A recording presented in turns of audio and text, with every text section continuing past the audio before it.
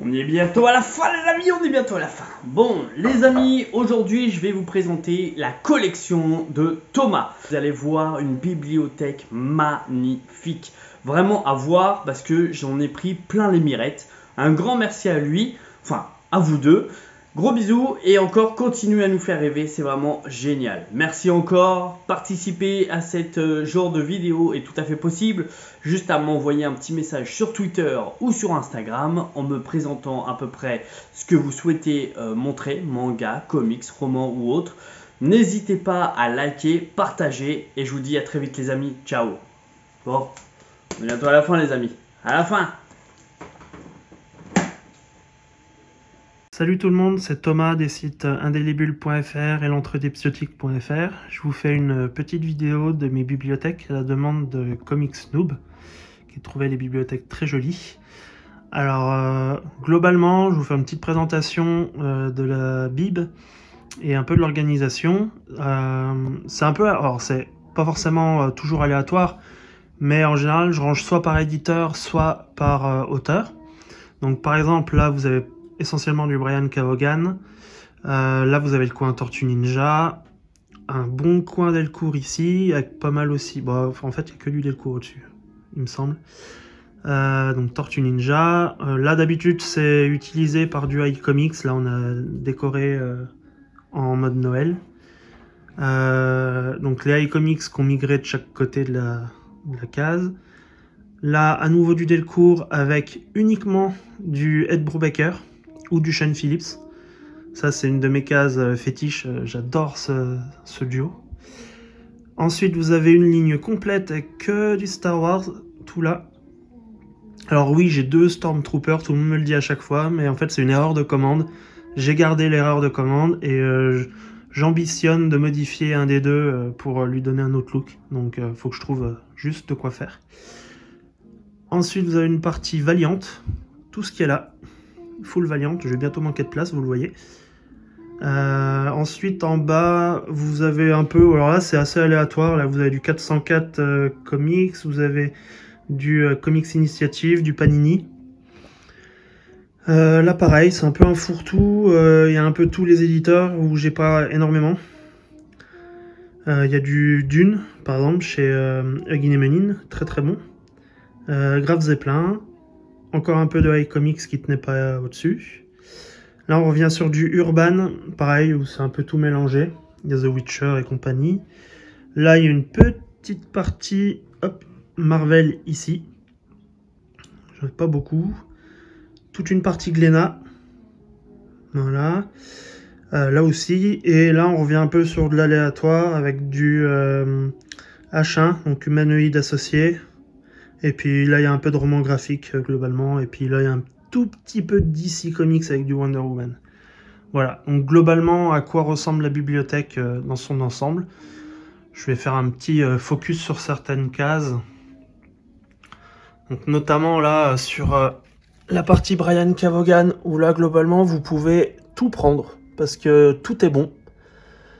Y le dernier homme, excellent, bien meilleur que la série télé. Seigneur de Bagdad, c'est une histoire vraie sur des lions qui se retrouvent libérés de leur zoo au moment de la guerre en Irak, quand elle a éclaté. C'est vraiment génial. Ex Machina, où c'est un super-héros qui devient maire de New York. C'est très très cool. Du super-héros politique, ça change. Paper Girls, qui est cool aussi, avec des jeunes qui distribuent leurs journaux et ils tombent sur un truc bizarre, des aliens. C'est vraiment super. Enfin, à chaque fois, Brian K. Vaughan, il a des super idées.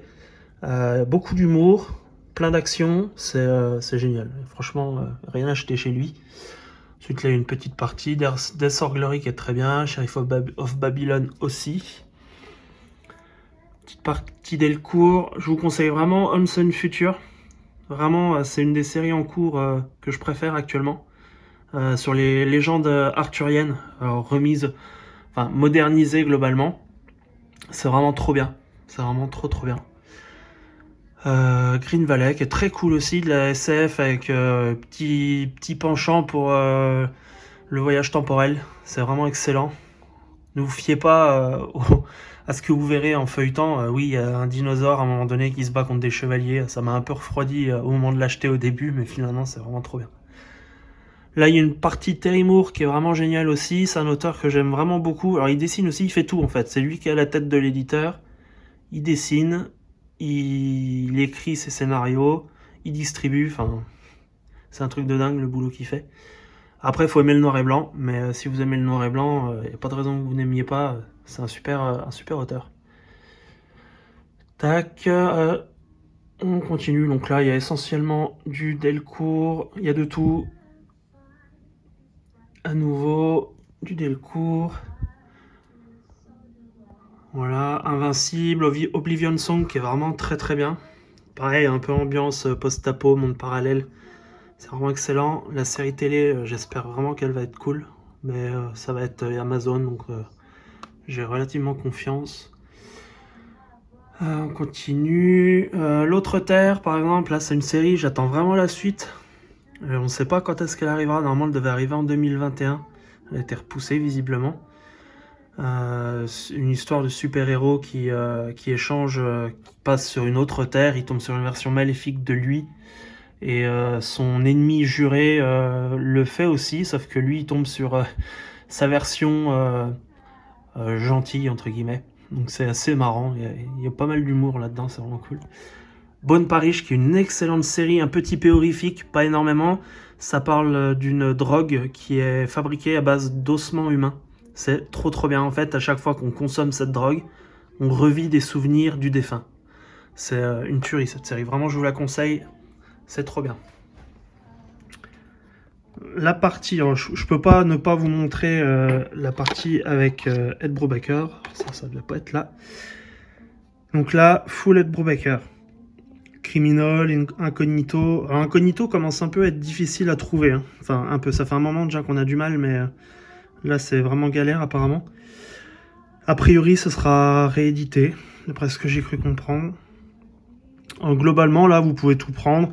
Il y a Velvet qui est sorti en intégrale, qui est vraiment excellente. C'est un peu du James Bond avec une femme à la place de 007. C'est excellent. Voilà, sinon après vous avez Fondu au Noir qui parle du monde du cinéma après-guerre, avec la mafia, tout ça, une histoire de meurtre, c'est incroyable. Killer Be Killed, qui est une des séries les plus récentes, qui a bien marché aussi. Donc là, voilà, globalement, tout est bon aussi. Hein. Si vous aimez le polar, foncez.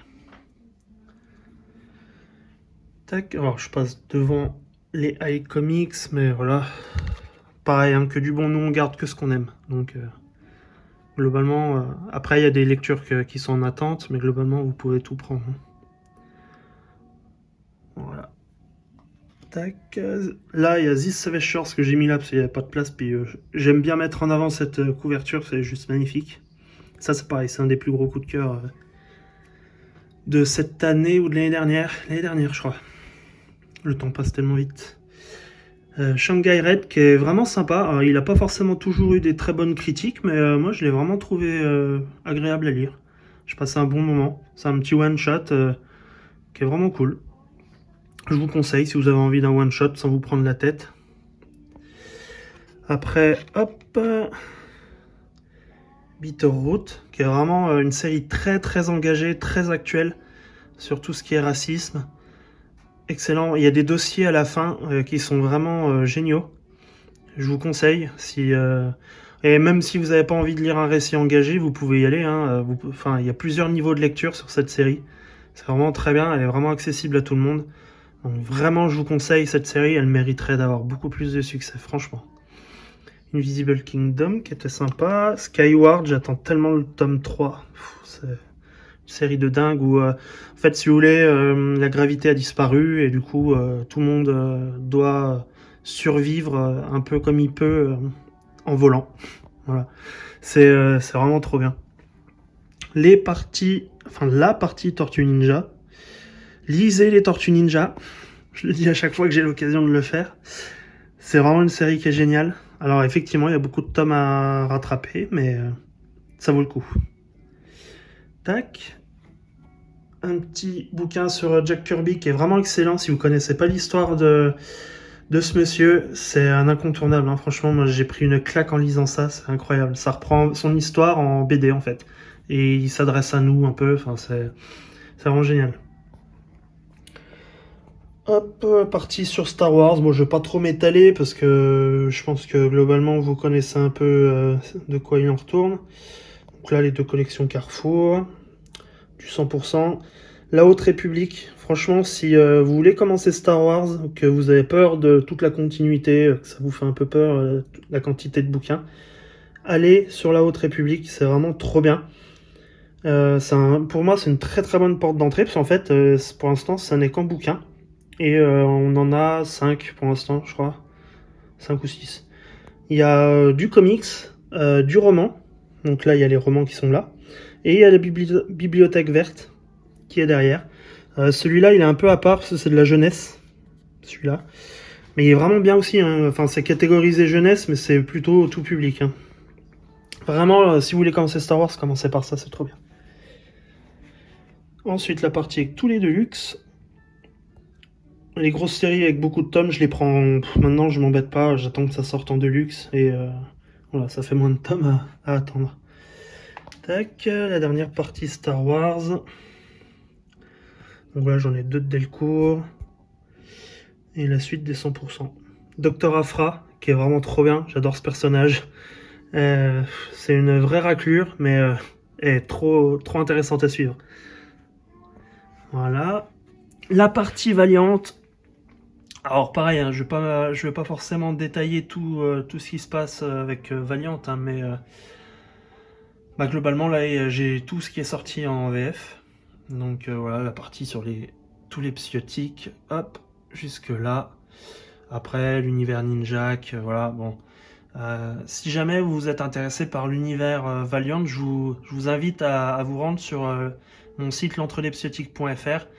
J'ai fait des guides de lecture avec dans quel ordre lire, si on veut cibler plus ou différents sous-univers, je vous explique comment. Voilà, c'est très très détaillé, il y a des guides de lecture en fonction de ce que vous avez envie de lire. Donc je vous invite à aller voir mon guide de lecture, ce sera plus simple. Et si vous avez des questions, bah, n'hésitez pas, hein. Donc voilà, globalement, à part 2-3 tomes qui sont un peu en dessous des autres, globalement chez Valiant, il n'y a pas tellement de déchets, hein. C'est que du très bon. Ouais, juste Quantum et Woody par exemple, moi que j'ai pas trop aimé. Sinon le reste c'est nickel. Là vous avez les 2 tomes en noir. Hop, les 2 tomes là qui sont des intégrales des récits sortis dans les années 90. Voilà, donc très sympa, ça change. Mais c'est sympa de voir d'où viennent les nouvelles séries en fait, la différence, c'est cool. Tac. Là on passe sur une partie un petit peu plus hétérogène. Donc du 404 à gauche, avec Automnal, une de nos plus grosses claques de ces derniers temps. Alors c'est pas forcément tout le temps de l'horrifique, c'est plutôt du polar noir au début, et à un moment donné il y a un changement d'ambiance qui est vraiment génial, et on passe sur de l'horrifique. C'est une tuerie, je peux pas vous dire mieux. Allez voir sur Google, les graphismes en plus sont canons.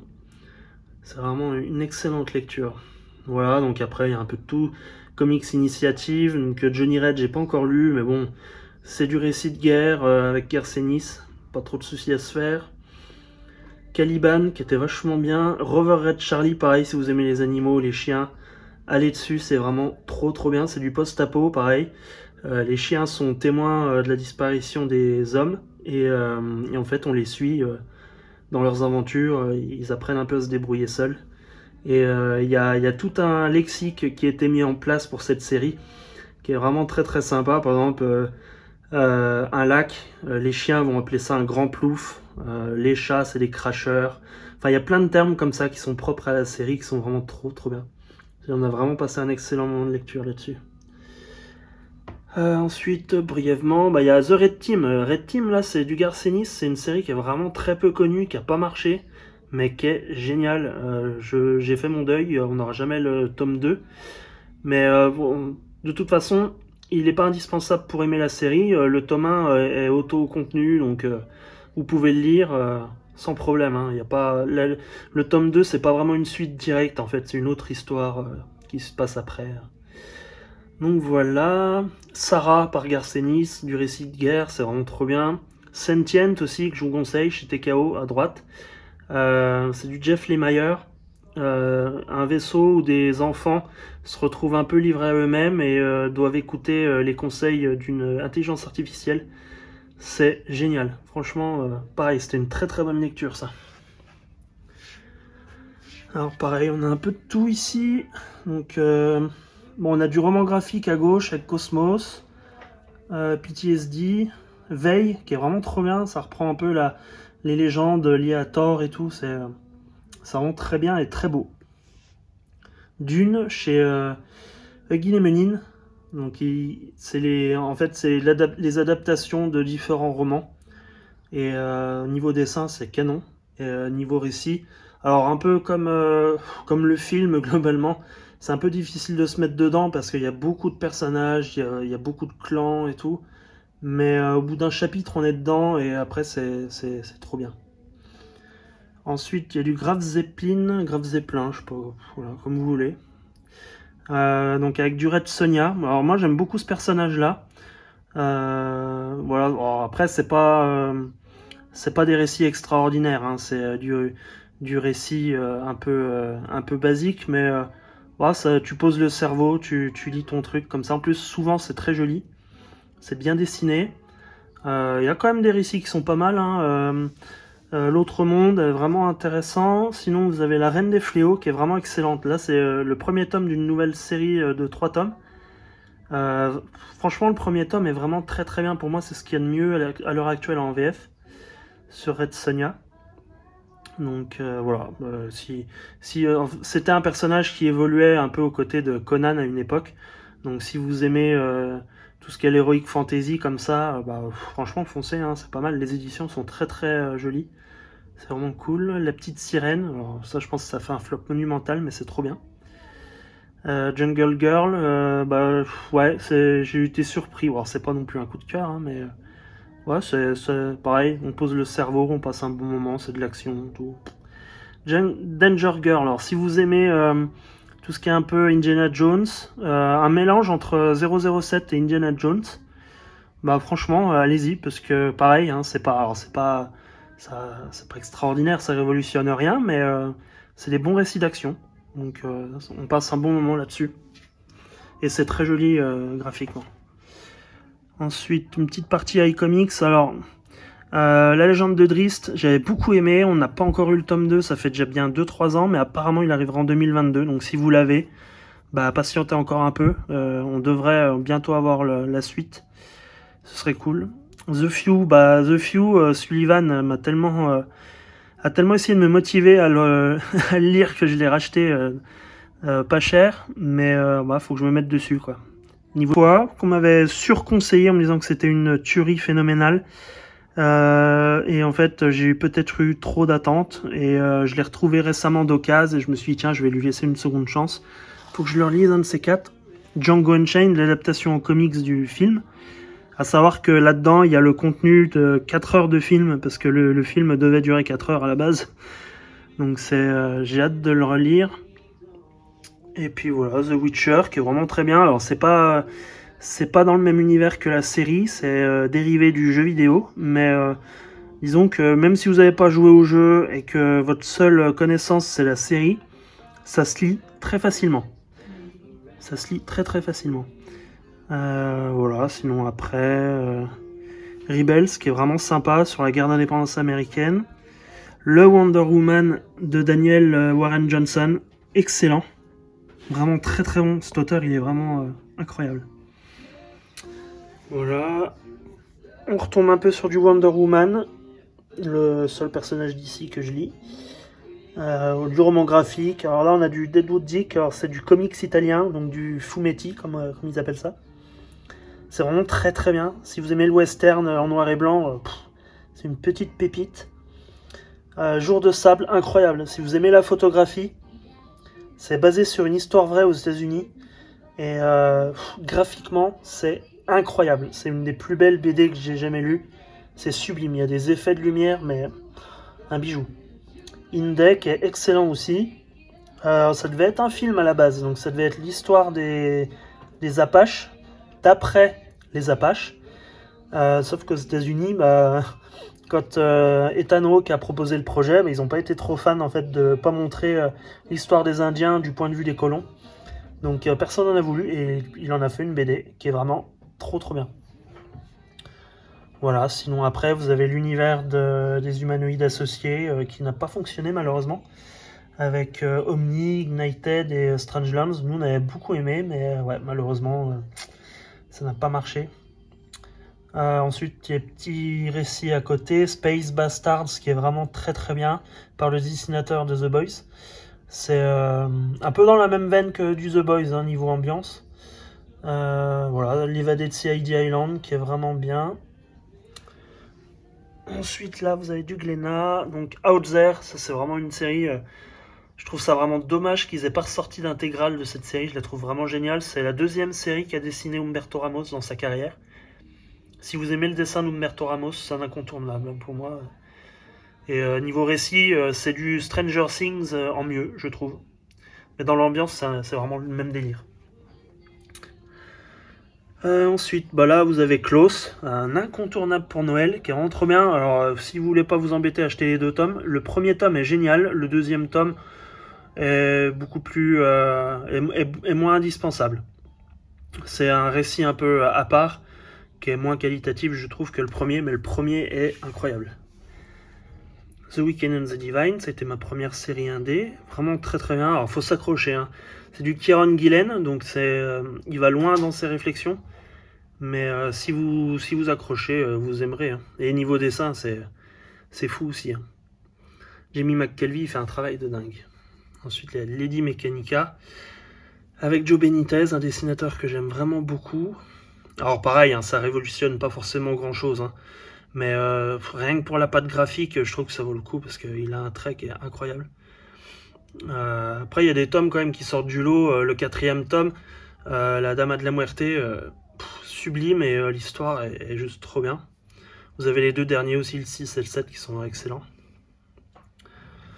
Voilà, après vous avez Crimson, c'est la première série d'Humberto Ramos qu'il a dessinée, et c'est...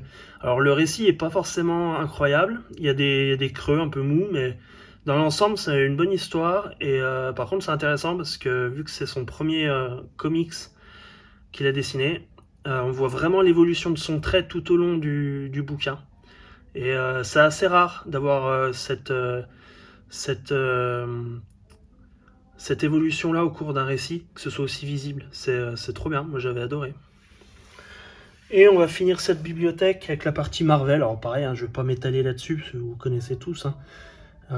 Spider-Man, l'histoire d'une vie. Alors j'avais tous les récits de Spider-Man, ça m'a un peu saoulé de tout suivre. Il en sortait beaucoup trop.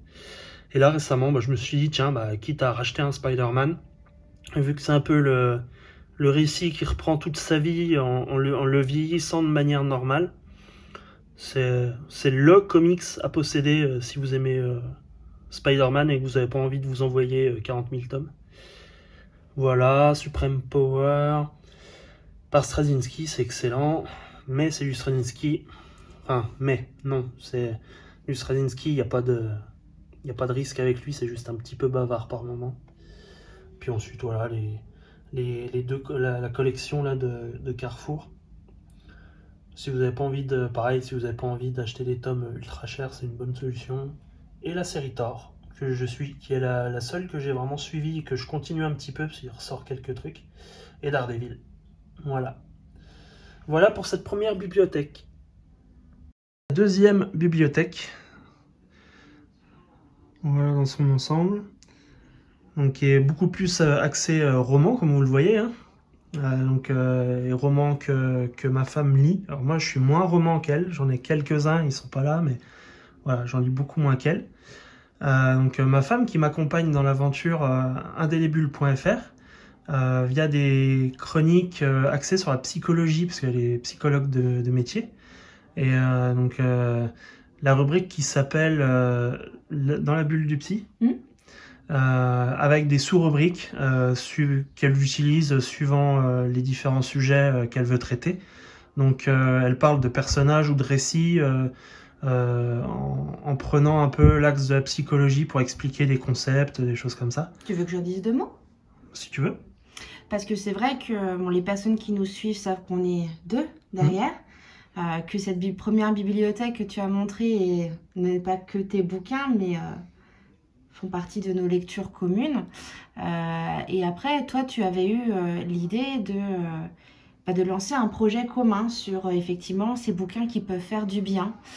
Parce que c'est vrai que je peux conseiller aussi beaucoup de comics à mes patients, que ce soit des jeunes, des enfants ou même des adultes. Et du coup, on s'était dit, bah oui, pourquoi pas créer cette rubrique de comics à lire en fonction des besoins et puis peut-être pour vulgariser un petit peu le domaine, quoi.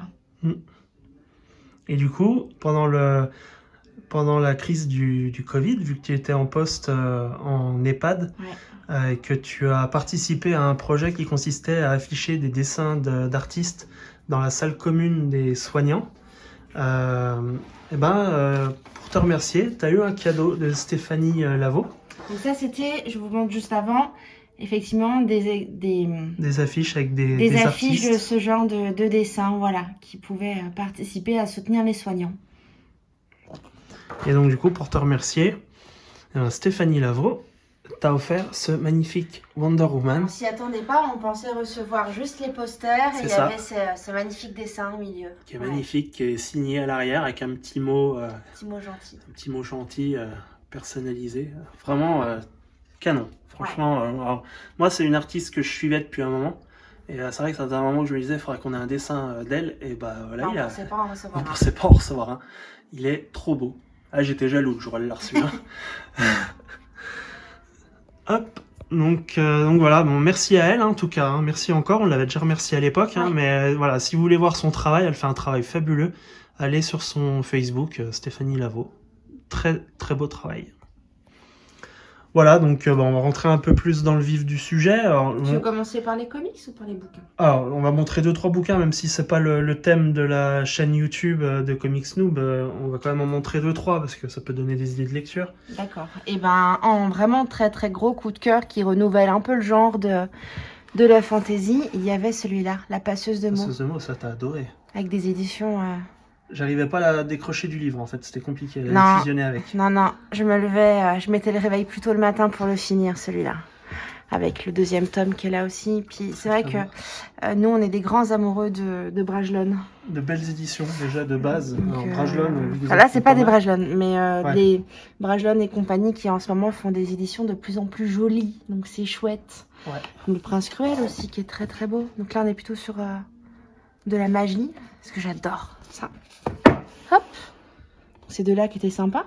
Peut-être pour faire un petit coup de pub à une série qu'on adore tous les deux. Oui. His Dark Materials, qui est sur OCS, qui est une réadaptation de l'œuvre de Philippe Pullman, À la croisée des mondes. Vous savez, il y avait eu un film il y a quelques années qui était un navet au possible, super loupé. Et du coup, His Dark Materials, par OCS, c'est une réécriture ou une réadaptation encore de la croisée des mondes, et qui pour le coup est vraiment très très très très bien faite. Et ça existe en BD aussi. Alors graphiquiquement, nous ça nous plaît pas plus que ça. Pas aimé. Mais voilà, on vous invite à aller voir la version BD. Si vous aimez les dessins, foncez. Il y a pas longtemps, à côté, il y avait Les Sorceleurs. Qu'on a revendu. Que j'ai revendu parce que, voilà, comme a dit Thomas, on ne garde que les coups de cœur parce que, on n'a pas tant de place que ça. Coups de cœur ou des choses qu'on a aimées. Si jamais. Qu'on a vraiment beaucoup aimé. Si on a un doute, qu'on n'est pas sûr d'avoir vraiment aimé, on revend en général de base. On fait du tri. On fait du tri. Là, c'est la palle. La palle, là, juste livre. Ça, c'est juste la palle de lecture. Parce que ma palle à moi est avec les. Et là-bas. C'est juste à côté. Voilà. Avec le petit chat qui dort. Et le sapin. Et le sapin. Alors. Ensuite, on va commencer avec les Lock and Key. Ok. Et les Lock and Key, je suis très attachée à cette édition-là. On avait hésité à reprendre l'intégrale. Et il faut savoir que nous, pour ceux qui ne nous connaissent pas, on s'est mis aux comics assez récemment. Ça fait quoi? Allez. 2016. 2016 qu'on en lit. Et moi, cette édition-là, à chaque fois que je rentrais à Mommy, je la regardais. À chaque fois, mais j'arrivais pas à me décider. Jusqu'à ce que l'une des libraires, qui est devenue notre témoin de mariage, m'a dit, mais tu sais Maëva, c'est le fils à Stephen King, Joe Hill. Donc, peut-être que ça serait un bon parallèle pour rentrer dans le comics. Mm. Et j'ai suivi son conseil, j'ai ultra adoré. Et donc Ça a on a les été 3. ton premier Enfin, achat les 3 comics. plus le 4. Ça a été mon premier achat comics. J'avais lu une bande dessinée avant, j'avais lu Lancelot que tu m'avais offert en Oui. édition intégrale, Soleil Celtique, qui était C'est sublimissime. vrai qu'à la base, c'était pas trop BD de base. Mais, hein? C'est vrai qu'à la base, tu lisais pas tellement de BD. Bah, un peu de d'origine. franco-belge quand j'étais plus ado, mais ça Ouais. se limitait à du Istin parce que j'ai toujours adoré ses dessins. C'était juste ça. Donc là, c'était vraiment ma première entrée en matière avec ce pont entre un auteur que j'adorais dans le roman et l'envie, la curiosité de voir ce que le fils donnait. Mm. Et puis, eh ben, moi, j'ai continué à me dire, je vais me baser sur ce que j'aime pour voir un parallèle dans le comics. Et vu que mon film préféré est V pour Vendetta, j'ai commencé le Alan Moore. Et j'ai adoré la version comics. Même si au niveau dessin, c'est un peu daté C'était- maintenant, faut s'accrocher. Ouais, mais c'est un petit peu dur, hein, mais voilà. Mais spécial. après, voilà, c'était en référence à ce film que j'adore. J'ai commencé From Hell aussi. Ça aussi, c'était rigolo parce que quand j'ai fait la critique, tu te rappelles, justement sur Indélébule, j'ai pris beaucoup de remarques sur oui, mais c'est l'édition couleur. Oui. Sauf que moi, je fais partie de ceux qui se disent que si on peut faire en sorte de proposer une autre patte et un autre parti pris pour ouvrir une œuvre à un lectorat qui sinon ne l'aurait pas lu, alors pourquoi s'en priver? Moi, le dessin, j'arrivais vraiment pas à accrocher et en noir et blanc. Et c'est parce qu'il y a la couleur que je l'ai lu. S'il n'avait pas été colorisé, je ne l'aurais pas ouvert. Donc, Ouais. Ça m'a C'est vrai que permis ça de change le tout la faire. couleur. Ça va être comme moi avec The Walking Dead. The Walking Dead, j'arrive pas pour l'instant. Si un jour l'édition couleur venait à sortir en France, je pense que je commencerai la série. Ah, il y a encore un champignon de la décoration automne. Hop. Il y avait aussi Promethea à côté, mais j'ai pas trop accroché à Promethea. Ouais. Donc tant pis, c'est pas grave, on garde Ah. que les coups de cœur. Même si c'était des très belles éditions. Ah, c'était magnifique. Et puis les dessins étaient sublimissimes, mais c'est l'histoire en elle-même où j'ai moins accroché. Et Lady Killer, qui était plutôt chouette aussi. Ah, ça, c'était trop bien. Une lecture commune d'ailleurs. Ouais. Toi aussi, tu les as lus. D'ailleurs, de base, c'est moi qui avais commencé la série. Ouais, c'est moi qui ai continué. Et c'est toi qui as continué. Un de mes énormes coups de cœur, mais que C'est toi, bon. tu n'as pas aimé, Ouais, j'ai essayé, mais... Excède. Ouais. Que j'aime bien relire en période automne-Halloween. Je sais pas Pas pourquoi. cette année encore. Non, je les parle, trop tard. Peu de temps. Voilà. L'un de mes plus gros coups de cœur, j'en ai beaucoup parlé sur la chaîne quand on faisait aussi je vais dire les podcasts. Oui, on peut Oui, dire les aussi. podcasts, oui. C'est Nailbiter. J'ai beaucoup aimé Nailbiter. Nailbiter, en très rapido, en fait, on se rend compte que tous les plus grands criminels, tueurs en série proviennent tous de la même ville aux USA. Et du coup, ça attire un peu la curiosité du FBI, mais aussi des journalistes en disant mais merde, comment ça se fait qu'ils viennent tous du même endroit, quoi. Et est-ce que ça vient de la nourriture? Est-ce que c'est génétique? Qu'est-ce qui se passe et tout? Donc il y a cette enquête-là. Sauf que le mec du FBI qui est censé enquêter dessus, se fait défoncer la tronche. Donc du coup, son collègue rapplique, et puis je vous en dis pas plus parce que sinon... ça serait spoilé. C'est une série, il faut vraiment s'accrocher jusqu'au bout parce qu'en fait, le premier est vraiment génialissime. Il y a un peu de ventre mou au niveau du 2-3, voire 4, mais après, l'enquête prend un tout autre tournant. On a presque l'impression d'une deuxième série, donc c'est vraiment super chouette. Et dis-moi si je me trompe, mais tu m'avais dit que bientôt il y avait une série qui allait ressortir. Il y a une série en VO qui a commencé, une nouvelle, donc c'est la suite. Maintenant, normalement, Glénat avait dit qu'ils continueraient les séries qu'ils ont commencé et qui ont eu du succès. Donc Nailbiter, je crois, avait eu pas mal de succès quand même. Ils ont continué jusqu'au tome 6. Donc les séries qu'ils ont continué jusqu'au tome 6, il n'y en a pas 50. Donc on espère avoir la suite chez Glénat ou ailleurs, si jamais quelqu'un d'autre le prend. Mais voilà, normalement, il y a une suite qui arrive. Ensuite, il y a l'un de nos grands coups de cœur communs. Alors, ce qui est rigolo, c'est que toi, au départ, tu ne voulais pas lire Saga. Ouais, j'étais pas Tu motivé. ne voulais pas, c'est Ouais. moi qui me suis lancée dedans, et puis en fait tu m'en as piqué un jour, et puis ça t'a plutôt bien plu. Maintenant on a même les pop pour compléter, enfin pas toutes, Pas tout, toi, mais celle qu'on une préfère. partie. Et puis Saga qui bientôt reprend d'ailleurs, Oui. il y a un nouveau tome bientôt normalement. En janvier, en VO, il recommence. Donc ça veut dire que probablement l'été prochain ou un peu plus tard, on aura un tome 10 en VF, si Urban fait le travail à temps. Donc vivement, c'est vrai que c'est du Brian K. Vaughan, j'adore Brian K. Vaughan, j'ai toutes ses autres séries, mais celle-là j'avais du mal à me lancer, je sais pas pourquoi. Et au final, dès que j'ai mis le nez dedans, bah, je les ai tous lus d'affilée, quoi. Donc vraiment un incontournable du comics. Hein. Brian K. Vaughan, c'est vraiment l'auteur du moment en comics, quoi. Il a aucun déchet, quoi. Tout ce qu'il fait est bien. Il y a rien d'autre à dire. Hein. Ensuite, si on descend, et ben, il y a ces 2 merveilleuses éditions. Parce que je suis une grande fan de Tim Burton. Et du coup, j'aime beaucoup la patte de Benjamin Lacombe. Je trouve que ça se ressemble beaucoup. Alors, il y a que les Alice. Notre-Dame de Paris, on l'avait revendu, mais il me manque pas mal. Je pense qu'on va le reprendre. En fait, je serais capable de prendre, je pense, toute la collection Métamorphose parce que les dessins sont vraiment canon. Donc c'est du coup des très belles œuvres mixtes en fait entre littérature, on va dire conventionnelle et dessin. Donc c'est vraiment c'est très belle édition. Très beau avec parfois des choses qui s'ouvrent un peu plus loin. Attends, je vais y arriver. Yoplé, regardez-moi ça. Ouais. C'est pas beau ça? Ouais. Franchement. Ah oui, non, c'est magnifique. Hein. Donc c'est les éditions Métamorphose, pour Métamorphose, ceux qui ne connaissaient pas. Qui sont des éditions de mémoire dérivées de Soleil et Delcourt. Ça fait partie du même groupe. Très belles éditions, magnifiques. Et puis, toujours dans le pont roman et BD, et ben, il y a les adaptations de Franck Tillier, qui est un de mes auteurs préférés. Alors, il y a Puzzle, qui est un de ses one-shots, parce que Tillier fait des séries avec personnages récurrents, et elles sont toutes là, dans l'ordre. Enfin, ces deux-là déjà, puis celle-là. Et puis, il fait... donc voilà, il y a des one-shots et il y a des récurrents. Et donc, dans les bouquins récurrents, et ben, il y a eu déjà 2 adaptations, Syndrome E et Gattaca. Qui sont plutôt chouettes comme adaptation, même si effectivement il y a des grandes coupes, mais bon. Ouais, après ils peuvent pas tout faire. Bah oui. Et puis après, la partie finale, donc avec Freak Squill, le premier tome. Alors t'avais la série quasi complète à un moment donné. Ouais. T'étais un peu déçu, t'avais voulu t'en séparer parce que ça prenait beaucoup de place. Puis finalement, peut-être. Le tome 1 n'était pas parti, et finalement, bah, tu commences à te motiver à te relancer dedans. Et puis j'avais eu un super dessin. Freak Squill rouge. Pour mon anniversaire. Ouais. Avec l'un des personnages que je préfère. Ouais, dessiné par Surya à l'encre de Chine. C'était vraiment une très belle... Ouais. Très beau dessin. Et puis on a les Kinaï. Alors on les a pas tous gardés. Ouais. Alors, il y en a que... Il y en a qui sont rangés dans ma partie pro. Je me sers de certains ouvrages de Kinaï pour mes patients.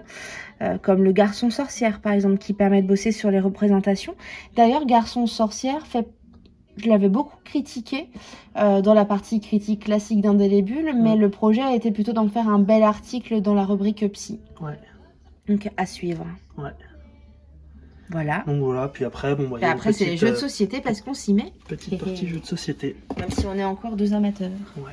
Donc voilà, vous avez vu, j'ai un vieux John Le Carré tout trouvé d'occasion, mais oui, il est marrant. Voilà, donc je vais vous montrer brièvement la dernière petite bibliothèque qui nous sert pour ranger les grosses éditions qui tiennent pas dans ces bibliothèques, qui ont un format un peu spécial. Alors c'est pas de l'Ikea, hein, voilà, j'ai plus le nom de la bibliothèque. C'était sur Amazon. C'était sur Amazon qu'on avait trouvé ça. Mais voilà, je vais vous montrer ça tout de suite. Tu as même pas montré ta photo. Ah oui, wow, c'est ton passé. Ouais, moi j'aime. Je trouve ça vraiment important la bibliothèque. Je vais vous montrer la petite photo faite à l'iPhone en 2016. Voilà. Quand tu étais encore photographe professionnel. J'étais encore photographe pro. Voilà, avec la petite déco de Noël, les petits Lego. Je vais vous montrer l'autre bibliothèque. Dernière petite bibliothèque, donc là, qui nous sert surtout à ranger les tomes trop grands pour rentrer dans les 2 autres. Et les grosses séries en devenir, par exemple Picsou, là notamment. Où on peut aller jusqu'à 24 tomes, je crois. Donc 24 tomes dans les 2 bibliothèques principales, ce serait vite compliqué. Même à terme, là, on va vite avoir des problèmes.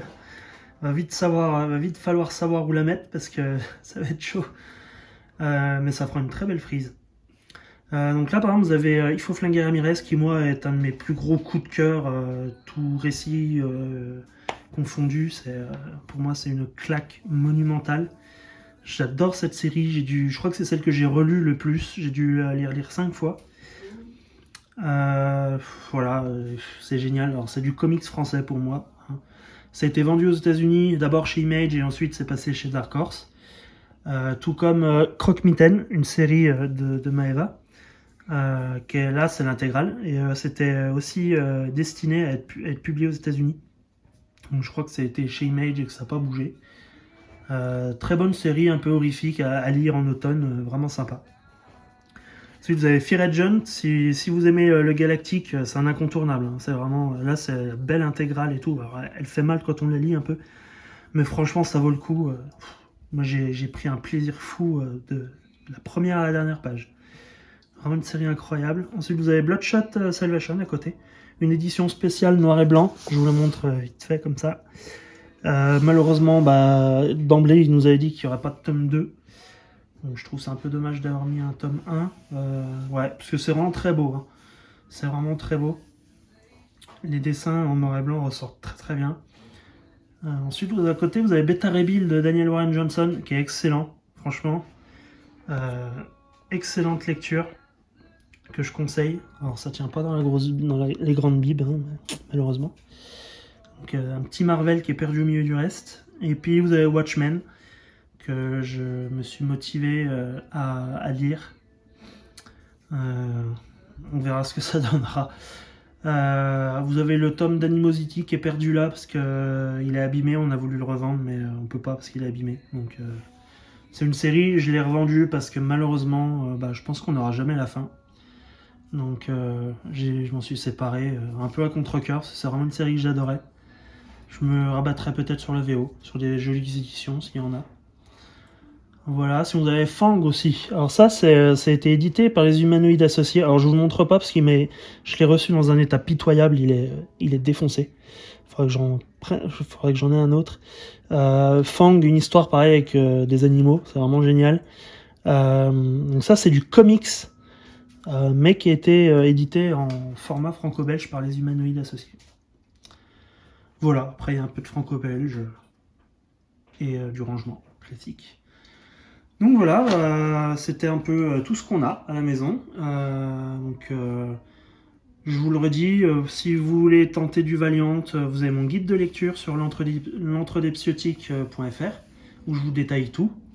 J'ai l'ambition, entre guillemets ambition, parce que ça va prendre un temps fou et parce qu'il y a beaucoup de choses à traiter.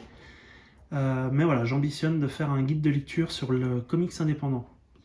Ça va prendre du temps, c'est en cours, hein, j'ai déjà commencé, mais voilà, ça va prendre du temps, mais à terme, vous aurez aussi ça à disposition si vous voulez tenter les comics indés, vous donner des pistes de lecture. Voilà, on espère que vous avez aimé découvrir nos bouquins, nos jolies bibliothèques, on en est assez fiers hein, quand même, et que ça vous aura donné des idées de lecture, que ce soit en comics indés, Valiant, peut-être Marvel, et puis en roman aussi, parce qu'il y en a quand même pas mal. Et on vous dit à bientôt. Si vous avez des questions, n'hésitez pas à nous écrire sur Twitter, Facebook ou Instagram. On a un seul compte, hein, c'est Thomas Comics Indé Valiant. Donc n'hésitez pas si vous voulez venir nous poser des questions.